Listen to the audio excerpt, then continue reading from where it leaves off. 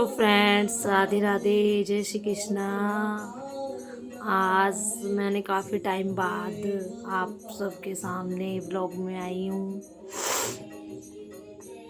बच्चे, फैमिली, गृहस्थी की वजह से मैं व्लॉग नहीं बना पाती हूँ, टाइम नहीं मिल पाता। तो फ्रेंड्स, आज के इस टॉपिक में हम आपके लिए न्यू टॉपिक लाए हैं कि लहसुन प्याज की उत्पत्ति कैसे हुई है। यानी लहसुन प्याज का हम जब अपना भोजन ठाकुर जी के लिए बनाते हैं, यानी कोई प्रसाद या कोई भंडारा भगवान जी के लिए करते हैं, तो उसमें हम लहसुन प्याज का क्यों इस्तेमाल किस लिए नहीं करते, इसके पीछे क्या कारण है जो हम लहसुन प्याज का इस्तेमाल नहीं कर सकते। तो फ्रेंड्स, आप इस व्लॉग में बने रहना ताकि हम आपको रीज़न बता सके और आपको हमारी प्यारी राधा रानी यानी कृष्ण भगवान का ये जो हम प्रवचन बताएंगे। लहसुन प्याज हमें ठाकुर जी को क्यों नहीं चढ़ाना चाहिए, उनके भोजन में क्यों उसको हमें इस्तेमाल नहीं करना चाहिए, तो आप तभी जान पाओगे। तब ये व्लॉग आप पूरा देखोगे तो हमारी प्रिय जी का यानी हमारी किशोरी जी के चैनल को लाइक करें, सपोर्ट करें, वीडियो को आगे बढ़ाएं ताकि हम आपके लिए नए नए टॉपिक पे कोई ना कोई व्लॉग ला सकें। तो जय श्री कृष्णा। आपके घर में भी ठाकुर जी होंगे, राधा रानी होंगी जिनकी आप सब सेवा पूजा पाठ करते होंगे। तो फ्रेंड्स, चलिए भक्तों, आज हम आपको बताते हैं लहसुन प्याज का सेवन हम अपने ठाकुर जी को किस लिए नहीं करना चाहिए। एक समय की बात है जब भगवान जी के टाइम में विष्णु भगवान समुद्र मंथन हुआ था। तो समुद्र मंथन में राक्षस प्रवृत्ति के लोग होते थे उनको, और समुद्र मंथन तो आप लोग जानते होंगे, जैसे विष्णु भगवान के जो सीरियल वगैरह होते हैं, कथा में कुछ बुकों में भी लिखा हुआ है। जब समुद्र मंथन हुआ था तो समुद्र मंथन में क्या होता था, अमृत पाने के लिए देवता लोग, अमृत का अर्थ होता है उस समय में अमृत जो होता था अमर वरदान के रूप में होता था। अमृत का अर्थ होता था कि जो इस अमृत को ग्रहण कर लेगा वो अमर हो जाएगा। यानी भगवान जी के समय के टाइम में अमृत जीवन दान के रूप में था, मतलब कि जैसे नॉर्मल इंसान उसको पी ले तो उसको मृत्यु नहीं आ सकती। तो अमृत का अर्थ ये है उस समय में भी, आज में भी। आज कहाँ कलयुग में अमृत की बूंद भी कहाँ देखने को मिलेगी। भगवान जी के दर्शन सिर्फ मूर्ति रूप में मिलते हैं।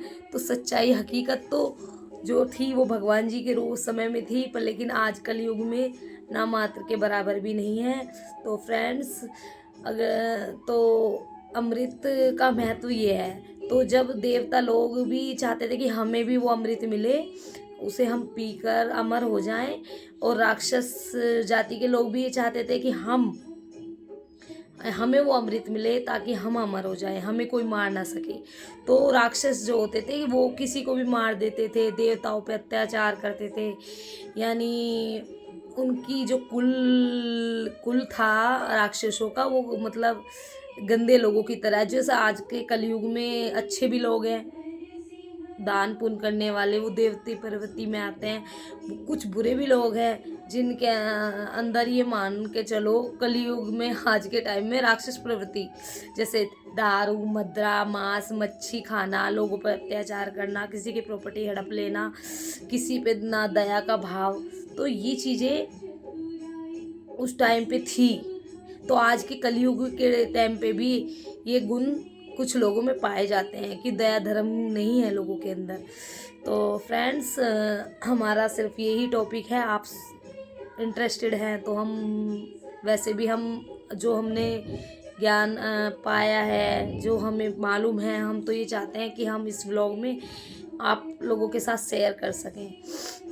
तो अमृत तो देवताओं के टाइम में अमृत मंथन हुआ। समुद्र में ऐसे होता था कि एक पर्वत होता था, तो उसको ना नाग, विष्णु भगवान के जो शेष नाग थे वो चारों माई से इस पर्वत को लपेटा जाता था। इधर देवता खिंचाई करते थे और उधर जो राक्षस जाति के वो होते थे लोग, वो उधर से मंथन करते थे। नाग शेष नाग एक रस्सी के रूप में उस पत्थर के अंदर मतलब लपेट जाते थे, मतलब चारों तरफ गोल सर्कल की रस्सी की तरह लिपट जाते थे, जैसे हम किसी चीज़ को खींचते हैं उसी तरीके से। तो एक तरफ देवता लोग सांप की पूंछ पकड़ लेते थे, और विष्णु भगवान का जो सांप का फन था वो राक्षस जाति के लोग खींचते थे समुद्र मंथन में। तो मतलब फन अलग हो जाता था, तो बीच साइड से राक्षस जाति के लोग उसको पकड़ लेते थे, तो ऐसे खींचते थे। तो जैसे जैसे उनको खींचते थे, जैसे एक सिल पे बट्टे को जितना घिसते हैं उतना ही चटनी का स्वाद आता है, तो उसी तरीके से एग्जाम्पल मान के चलो। तो जब समुद्र मंथन होता था तो उसमें से बहुत चीज़ें मिल रही थी, जैसे मटके हो गए, धन है, आभूषण है, ज्वेलरी ही, बहुत चीज़ ऐसी निकलती रही, देव निकलते रहे, देवता मंथन, समुद्र मंथन हो रहा था, जैसे जैसे पत्थर घिस रहा था। तो लास्ट में जाके उसमें से एक मटकी रूप में अमृत निकला, मतलब मटकी में ही कोई छोटे से अमृत में मतलब अमृत था।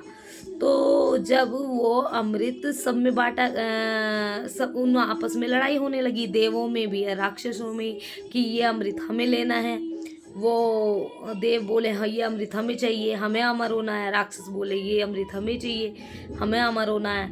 तो फिर इस चीज़ का विष्णु भगवान ने यानी विष्णु भगवान ने एक मोहिनी यानी कृष्ण भगवान ने ही इसका मोहिनी रूप में आके एक औरत की छवि बना के कृष्ण भगवान ने तब वो अमृत देवताओं के हिस्से में आया। क्यों कोई रीजन था कि मतलब राक्षस प्रवृत्ति के लोगों को वो नहीं देना था, तो जिसके कारण जब मोहिनी ने कृष्ण भगवान ने मोहिनी का वेश भरा, जब वो देवताओं को वो अमृत बांट रहे थे, तो उन राक्षस जाति के एक इंसान ने, मतलब किसी भी इंसान ने धोखेबाजी क्या की, वहाँ से निकल के वो देव रूप में आके उनके देवताओं के बीच में आके बैठ गया। तो जैसे देवताओं के रूप में आके बैठ गया, तो जैसे सब मोहिनी वो बांट रहे थे अमृत, तो वो अमृत उनको भी मिल गया। तो चंद्र भगवान और सूर्य भगवान ने इस चीज़ का विरोध किया, कि उनको पता पड़ गया कि ये देव नहीं है, ये राक्षस है। लेकिन कृष्ण भगवान को तो ये चीज़ें पता थी, लेकिन कहते ना जो होना होता है कृष्ण भगवान की इच्छा से ही होता है। तो इसका क्या था, फिर देवता लोग विरोध करने लगे। तो फिर कृष्ण भगवान ने यानी विष्णु भगवान ने अपने चक्र से, जो चक्र नहीं होता विष्णु भगवान के हाथ में जो चक्र होता है, उससे उस राक्षस का गर्दन जब काटी, उनका वध करा, तो उनके शरीर से जो राक्षस ने झूठ मूठ के देवता बन के जल ग्रहण वो अमृत ग्रहण किया, तो इस बात पे उनकी गर्दन काटी गई। जब उनका गर्दन काटी गई राक्षस की, तो उनका जो शरीर में से जो ब्लड गिरा वो जमीन पे बूंदों के रूप में गिरा, तो उससे ही लहसुन प्याज की उत्पत्ति हुई है। वो तामसिक भी है, और वो भी क्या बोलते हैं मेरे याद नहीं आ रहा। तो इसलिए लहसुन प्याज का भगवान जी को भोग नहीं लगाया जाता, ना लहसुन का लगाया जाता, ना प्याज का लगाया जाता, क्योंकि उसमें वो राक्षस के ब्लड से लहसुन प्याज की उत्पत्ति हुई है। और वह बहुत सी दवाइयों में भी लहसुन प्याज गुणकारी है, क्योंकि जब देव के वो राक्षस के शरीर से ब्लड गिरा था, तो उसमें क्या था,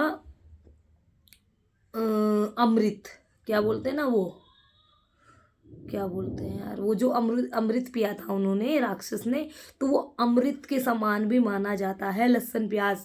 लेकिन उसे भगवान के भोग में हम नहीं दे सकते, किसी भी भगवान को हम उसको नहीं चढ़ा सकते, क्योंकि लहसुन प्याज निषेध है भगवान के लिए। हाँ, लेकिन इंसान खा सकते हैं, ऐसा कुछ नहीं है। एक टॉपिक और है कि तुलसी माला, जो तुलसी माला पहनता है उसे लहसुन प्याज का प्रयोग नहीं करना चाहिए, उसके लिए वह पाप है। अगर वो तुलसी माला पहन के लहसुन प्याज का सेवन करते हैं और भगवान जी को चढ़ाते हैं, उससे को उनको घोर पाप लगता है, जिसकी क्षमा कहीं भी नहीं है। तो इसलिए, क्योंकि तुलसी माता भी भगवान के स्वरूप है, वो कृष्ण भगवान की प्रिय हैं, तो इसलिए फ्रेंड्स, आपको इस व्लॉग में मेरी जो स्पीच है या लहसुन प्याज का जो रीज़न है मैंने बताया आपको। तो प्लीज़ फ्रेंड्स, आपको कैसा लगा कमेंट करके बताइए, और हमारी प्रिय जी की चैनल को लाइक करें, सपोर्ट करें। और जय श्री कृष्णा, राधे राधे। इस व्लॉग में हम आपसे जाने की अनुमति लेते हैं। तो फ्रेंड्स, नेक्स्ट व्लॉग में मिलते हैं। जय श्री कृष्णा, राधे राधे। और हमसे कोई भी हमारे शब्द से कुछ गलत निकला हो, लगा हो आपको कि अनफेयर है, तो इसलिए प्लीज़ उसके लिए माफ़ी चाहेंगे। जय Shri Krishna, Radhe Radhe friends. Next vlog में हम आपसे मिलते हैं।